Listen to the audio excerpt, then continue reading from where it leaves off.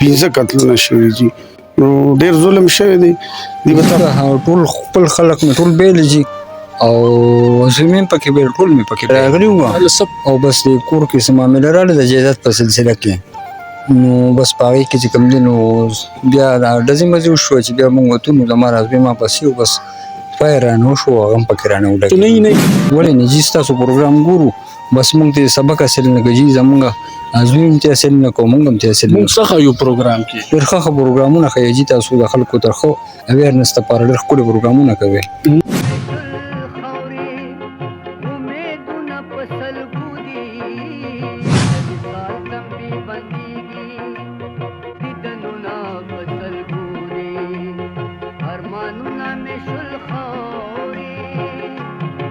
بسم الله الرحمن الرحیم ګرانو عزتمندو نواز منګل یم او د اس پی انویسټیګیشن بیورو ډسټرکټ مردان کې موجود یم په 2 سپتمبر د تانا پارهوتی په حدودو کې یو ډیره دردونکې یو ډیره ناوړې پیښه مخې له راله چې د 2 ملزمانو لخوا په هغې کې 4 کسان ووژلی شو چې په هغې کې څه زنانه وي او نارینه و او هغې کې بیا د 2 کالو یو ډېر ګلالی ماشوم و چې هغه هم په دې کې قتل شو وجه څه وه نور تفصیل اخلو او ډبل آی انویسټیګیشن افیسر د تانا پارهوتی شوکت حیات صاحب دی او انسپیکټر بشیر خان صاحب هم موږ سره موجود دی دا هغه ملزم دی دې سره یو بل ملزم و چې کوم هغه د زوی و د پلار او زوی تللی دي چې په هغه کور کې څه مسله هم د موټیف دی هغه د صاحب نه اخلو خو مختصر چې دیل د کم فایر کړی دی بیا د ده نه په خطا کې خپل زوی هم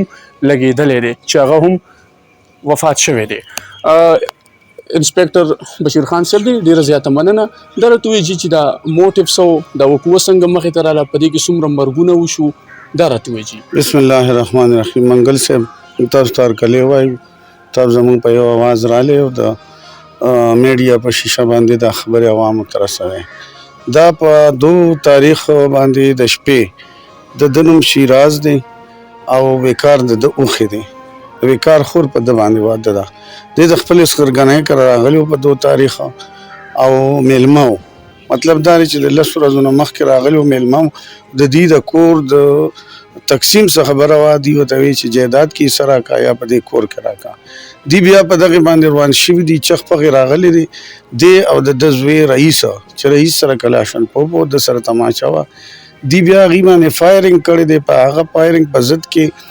وقار هلاک شوی دی ورسره د هغه مور رشیده بیبي او د هغه ښځه هما بیبي او د هغه ماشوم زوی د 2 کالو اذان هغه پکې قتل شوی دی دی چې بیا کله تښتېدل نو د ده دا زوی ده پسې لږ شاته ته نو ده وی که دا د دې کور نه ما پسې څوک راووته نو هغه هم د ده نه په خطا لګېدلی دی هغه هم مړ دی 15 قتلونه شوي دي نو ډېر ظلم شوی دی دی به تاسو ته نور په خپله باندې ووایي سر ویپن اف افنس دی هغه هم د ده نه ریکور دی بالکل جی چې کوم ویپن اف افنس و د مقتولو نه هغه کلاشنکوف و هغه په موقع باندې پروت و هغه په سپاټ باندې تفتیشي راغشتی دی او د ده چې کومه تماچه وه هغه هم د ده نه ریکور ده او جی وجه څه وه وجه دغه د جایداد وجه وجي چې دې ته په جایداد کې د خپل سخر نه لکه د خپلې ښځې حصه غوښته دا خو چې تاسو چې موقع ته لاړې وجه د جایداد دا خو زوی ملته سم وینې یو سیلاب و و جي بالکل سیلاب و ډېر ظلم شوی دی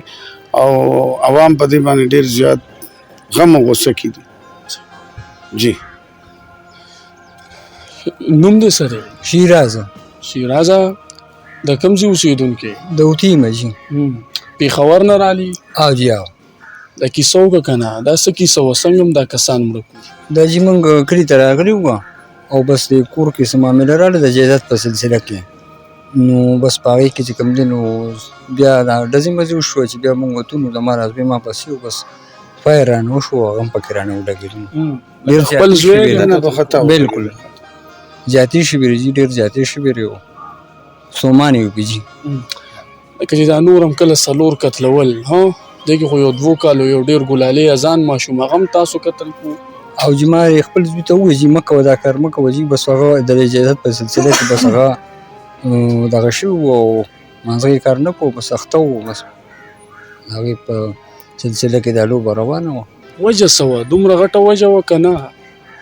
جی بس زیاتې شوي ده، دونه وجه نه وه، خو بس دغه د جایداد میداد یې سمې مسله وه. دشمندار یې؟ نه جي نه. دا ټوپک چې د کوم ځان سره ګرځو دا لیسنسدار و؟ دا نه جی دا ټوپک چې کوم و نو دا د دې مقتول پرې کو تماچه د ځان سره خپله راوړی و. دا د دې مقتول پر ټوپک و د دې کره پروت و. صحیح ده. نو څه دې بیلو ته؟ ما پکې جي به ټول خپل خلک مې ټول بیلې جي او زه مې پکې بیل، ټول مې پکې بیلې. تا له څه پاتې شو یار؟ ته خو زه خو وایم چې ته به اوس که جیل ته لاړ شي او ته د دې نه راومځې نو ته خو نیمګړی نیمه خوا نه یې. بالکل جی بالکل هېڅ پکې پاتې نه شو جي. بالکل جی زمونږ کور والا ټول ګډوډ دي جي دې د لاسه. څو بچي دي دي؟ زما جي 3 بچي دي جي. یو بچی دی بیلو؟ او جی او. کار روزګار څه کې؟ جی به دغه کرایانه مرایانې اخلم د کور او بس یې به نه ټایم تېروم. خپله نشه مشه څه کمه نشه کې؟ سیګریټس کم جي، ډک سیګریټس کم. نو په دې هر څه به پښیمانې په خپل زوی خو به خفه یې خو چې اکمل د 4 مرګونه شوي دي. خو هم یار ډېر ظلم دی که نه؟ ډېر غټ ظلم شوي جي، ډېر زیاتې شوي دی، ډېر ظلم شوي دی، ډېر پرې خفه یو. خلک دې ګوري نو معافي غواړو جي، بس چې څه شوي دي بس هغې باندې موږ خلکو نه ټولو نه معافي غواړو. که موږ ټول خپل خلک دی. مونږ خو دغه شانتې خپرونې کوم چې یاره د معاشرې دپاره څه اویرنس څه هغه لاړ شي. دا تاسو نه یې؟ ولې نه جي، ستاسو پروګرام ګورو بس موږ ته سبق حاصل نه کوي جي. زمونږ زوی هم ته حاصل نه کوو، موږ هم ته حاصل نه کوو. مونږ څه ښیو پروګرام کې؟ ډېر ښه ښه پروګرامونه ښیي جي. تاسو د خلکو ته ښه اویرنس دپاره ډېر ښکلي پروګرامونه کوئ. مطلب څه تا کم داسې پروګرام لیدلی دی چې هغې کې دې تا ویلي چې یاره واقعي داسې نه دي کول پکار؟ جی بس ما دا خو چې دا اوس کوم شو دا خو سراسر دي زیاتې شوي دی او په دې باندې ستومان یو جي. دلته نه به اوس چېرته ځي؟ جیل ته جي. جیل ته به ځي. دا جي شیراز دی، د ده او د زوی د له کبله په دې کې 4 قتلونه شوي دي. بشیر خان صاحب د دې چې کوم هغه د دې باندې د ایف آی آر کې مدعیان څوک دي؟ مدعي د مقتول وقار تره د امتیاز نامې ده. رپورټ هغې کړې ځکه چې د دې په کور کې خو د رپورټ کولو هم څوک پاتې نه شو. دکه بندیان و چې دا کوم شهیدان شو دکه بندیان ترې دی دغه بهر اوسي په بل کور کې رپورټ هغه کړی دی. لکه یې دي دا کور بس مطلب هغه کومه اسره وه هغه دې ختمه کړه؟ اسره یې ختمه کړه جي، بالکل ځان ته کور خالي کوم، اسره یې ختمه کړه. صحیح. خلک مینی خلکو له سویل غواړي یاره دغه شان وقوې راځي. لکه که مسله هر څومره غټی لکه بیا په یې کې دومره ډزې کول چې کې بیا نه د 2 کالو ماشوم ته کتل او ناترسه فایر کول. نو بس مونږ خو دا ویل غواړو چې دا مسلې په دې خبرو نه حل کېږي.